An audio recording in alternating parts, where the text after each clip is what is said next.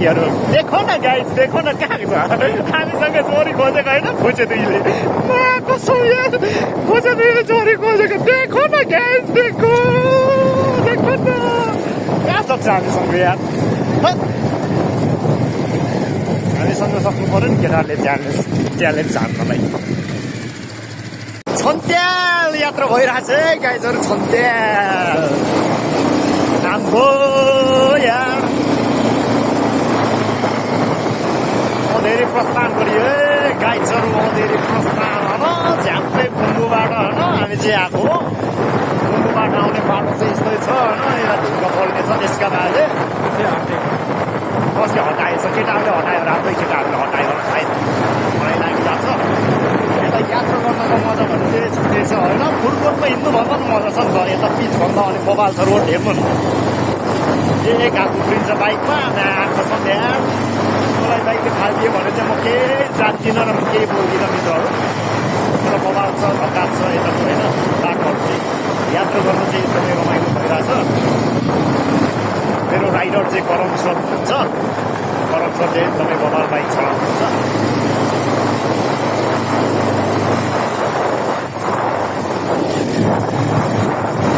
हामी बिस्तारै हिँडिरहेछौँ तर 28, 31, 32को रेन्जमा चाहिँ कुदिरहेछौँ होइन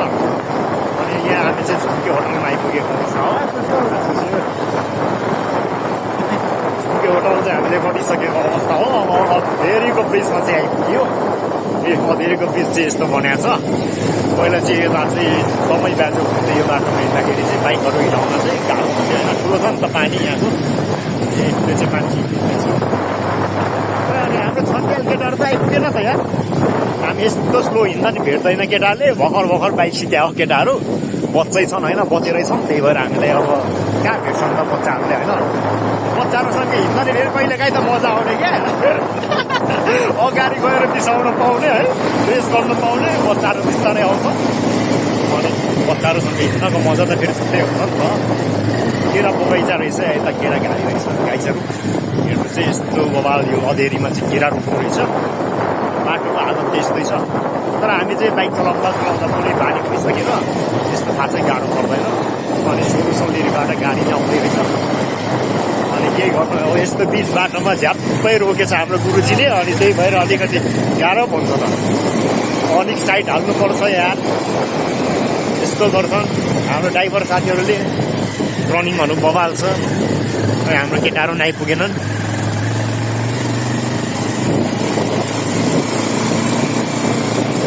अधेरी आइपुगेको अवस्था हो अधेरीको घरहरू चाहिँ तपाईँहरूले देख्न सक्नुहुन्छ यस्तो छ होइन हाम्रो अधेरीतिरको घर चाहिँ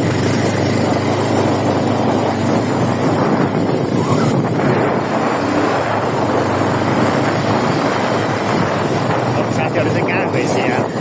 यस्तो तीव्र गतिमा हिँडेको त होइन खासमा हामी बिस्तारै हिँड्यो आउनु तर केटाहरूले भेटेनन् क्या बाइक चलाउनै नसक्यो हो कि बाइक जोगाएको हो कि अन्त यस्तो बाटोमा त कसरी जोगाउनु बाइक बाटोमा बाइक जोगायो भने त 3 दिनमा नै फेरि यात्रा सफल हुँदैन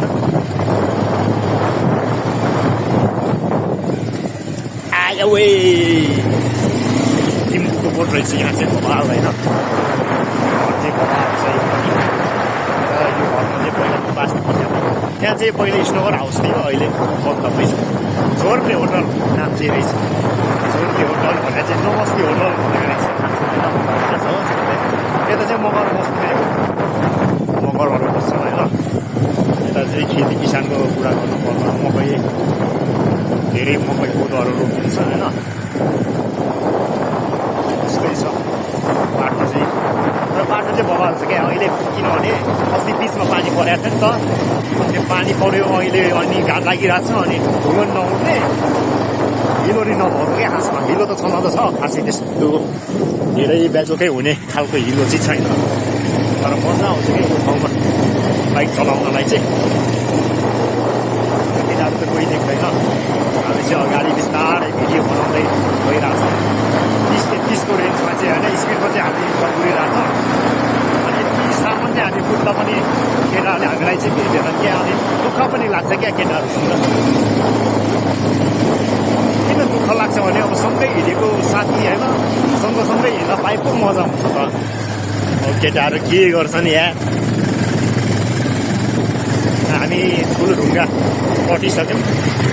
केटाहरू कता धेरै एउटा उसमै छन् कि क्या केटाहरू त पानी नि परिरहेछ अब यसो दानपुर पुगेर चिसो खानु भनेको चिसो खाने मौसम पनि भएन कि क्या हो हुँदैन कि क्या हो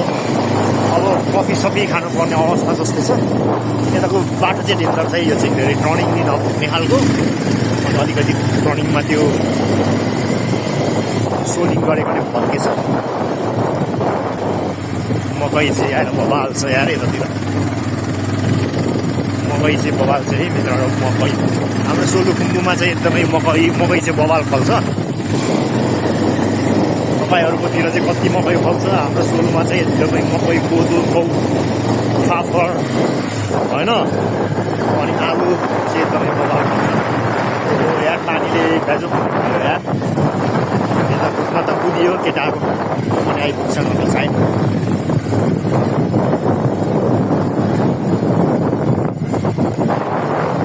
बाटोमा हिँड्नको मजा चाहिँ छुट्टै छ नि गाइजहरू हामी चाहिँ यो यसलाई के भन्छ ठुलो ढुङ्गा आइपुग्न लागेको अवस्था हो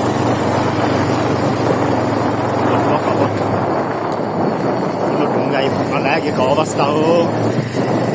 भिडियो चाहिँ फेरि मोबाइल हल्लेर कुनै बेला चाहिँ त कस्तो आउने क्या प्रटाइदिने क्या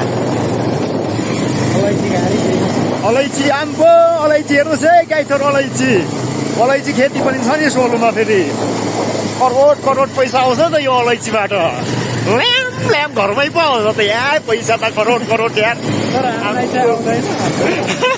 यता ठुलो ढुङ्गाको मान्छेलाई चाहिँ हामीलाई त आउँदैन त 1 रुपियाँ नि हामी अलैँची रोप्दैनौँ हामी अल्छे छौँ यसरी घुमेर मात्र बस्छौँ कहाँबाट ल्याममै पैसा आउँछ होइन बा चिनी चियापत्ती त्यसका बाजे ठुलो ढुङ्गा आइपुग्यो है ठुलो ढुङ्गा आइपुग्यो हामी चाहिँ ठुलो ढुङ्गा आइपुग्यो ठुलो ढुङ्गाको घर पनि हेर्न सक्नुहुन्छ तपाईँहरूले हाम्रो सोलुखुम्बुमा चाहिँ त्यस्तो घरहरू छैन यो भित्र बाक्लै बस्ती छ त्यसभित्र पहिला होटल पसलहरू राम्रै चल्थ्यो अहिले चाहिँ खासमा डाइरेक्ट गाडी जान्छ नि त त्यही भएर खासै पहिला जति चल्दैन मान्छेहरू छैन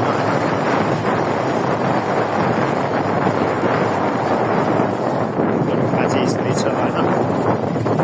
मगर र राईको बस्ती हो यता चाहिँ अलिक मेरो चाहिँ मगर त्यस पछाडि राईहरू छन् नि गाउँ धेरैतिर चाहिँ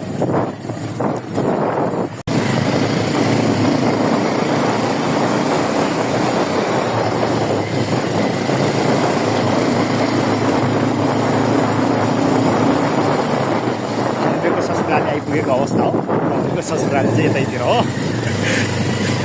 खम्बेको खै ससुरालीमा छ्याङ खान जानु पर्ने थियो खम्बे कता गयो क्या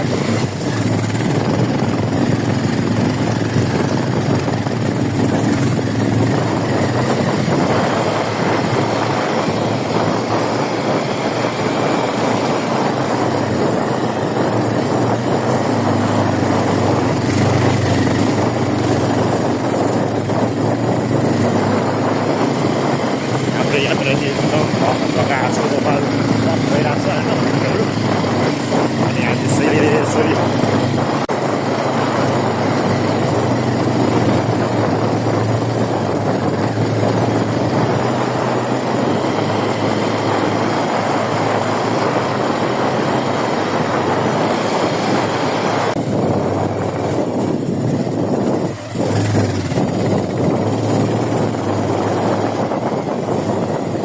को बाटो यस्तै छ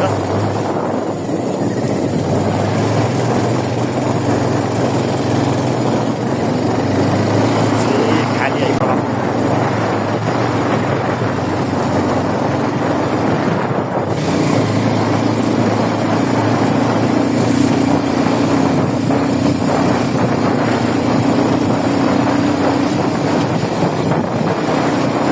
मानिसको एउटा साइड हो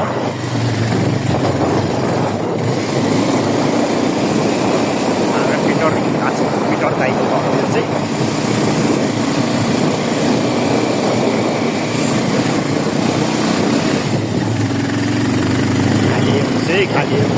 खाली खाली यस्तो छ च्याम्रो जुकुमारको कस्तो लागिरहेको छ मलाई